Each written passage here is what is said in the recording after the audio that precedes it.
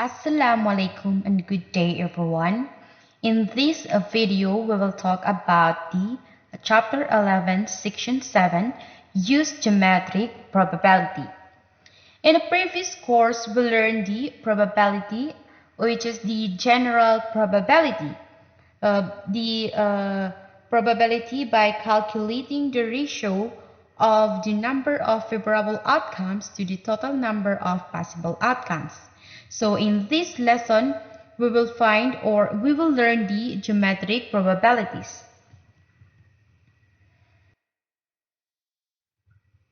But before that, let me introduce to you myself first. By the way, I am Siti Nur Hidayah Dihajali, a freshman student. So now, let us define probability. A probability of an event refers to the likelihood that the event will occur. A probability is always between 0 and 1. We can express this as a fraction, decimal, or percent.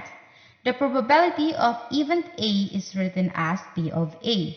That could be a probability of a rolling 6 on a die, a probability of a shaded area, and so on. Like what I said, a probability is always between 0 and 1. If it is 0, it means it is impossible to happen. For instance, the probability of being bitten by a shark while walking on the desert is 0. And if the probability is 1, it means that it is absolutely certain. For instance, if you jump into a lake, the probability that you will get wet is 1. Of course, mababasa ka talaga if tumalon ka sa lake. And if the probability is 0.5, it means that it is equally likely to occur or not occur. There is a 50-50 chance that the event will happen. For instance, if you toss a coin, there is a 50 chance that you will get a tails. If the probability is less than 50%, it means it is unlikely. And if it is greater than 50%, it means that it is more likely than not. Geometric probability. A geometric probability is any probability that involves a geometric measures such as length or area. So, ang geometric probability is related siya sa length at saka sa area.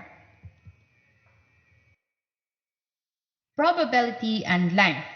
Basically, what we're saying is in terms of length, if AB is a segment that lies on another segment CD, if a point is picked at random on that line, what we're looking for probability is always the favorable outcomes over the possible outcomes. So in this case, the favorable outcomes would be a point inside of CD. So I'll take the length of CD. And the possible outcomes is any point on AB. So I'll take the length of AB. So the probability that K is on line segment CD is the ratio of the length of the desired line segment in the overall line segment. Now let's take a look at this example. Find the probability that a point chosen at random on line segment PQ is actually on line segment RS. So to calculate this, we have to find the length of the line segment RS and the length of the line segment PQ. So we have to remember that the line segment RS is in relation to the line segment PQ.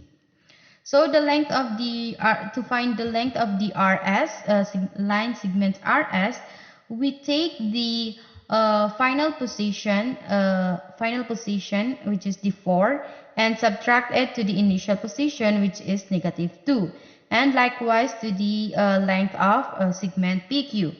So we take the final position 5 and subtract it to the initial position -5. So 4 minus -2 is 6 and 5 minus -5 is 10. So we could reduce 6/10 to 3/5. So the probability of a point is on line segment RS is 3 over 5, or in decimal it is zero point 0.6, and by percent it is 60%. In this example, we're going to use a segment to model a real-world probability. A monorail runs every 12 minutes. The ride from the station near your home to the station near your work takes 9 minutes. One morning, you arrived at the station near your home at 8:46. You want to get to the station near your work by 8:58. So, what is the probability you will get there by 8:58? First, we have to find the longest you can wait for the monorail to get to the station near your work by 8:58. So the longest you can wait is 3 minutes. To get that, we subtract the time you arrived at the station near your home, which is 8:46, to the very latest time to get there by 8:58 and no later than 9 minutes, which is 8:49.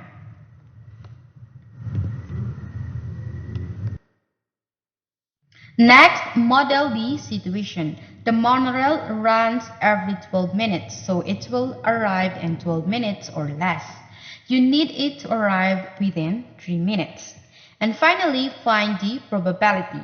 So the probability is the favorable waiting time over the maximum waiting time. So the favorable waiting time is 3 and the maximum waiting time is 12. So we can reduce this to 1/4. So therefore, the probability that you will get to the station by 8:58 is 1/4, or 25%. Probability and area. Probability that a point is randomly chosen inside of J will also be inside of M will be the area of M over the area of J.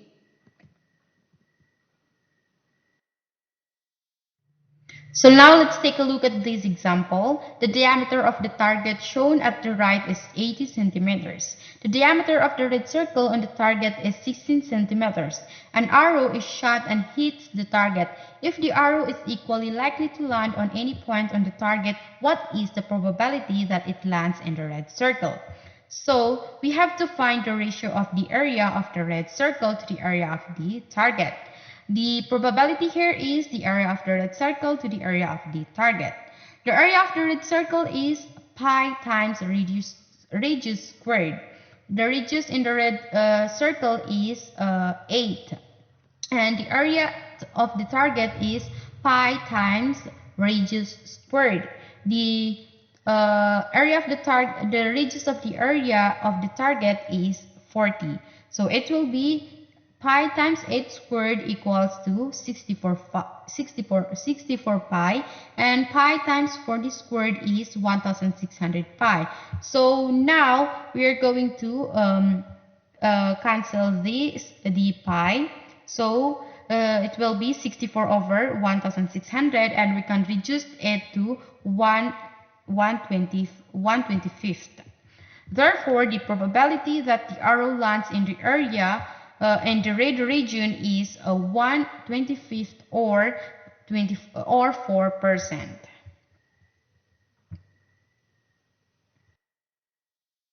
So in this last example, to find the probability, we're going to estimate area on a grid. Your dog dropped a ball in a park. If the ball is equally likely to be anywhere in the park, estimate the probability that it is in the field.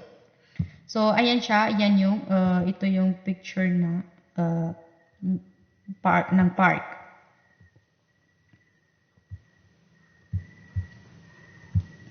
So, first, we're going to find the area of the field.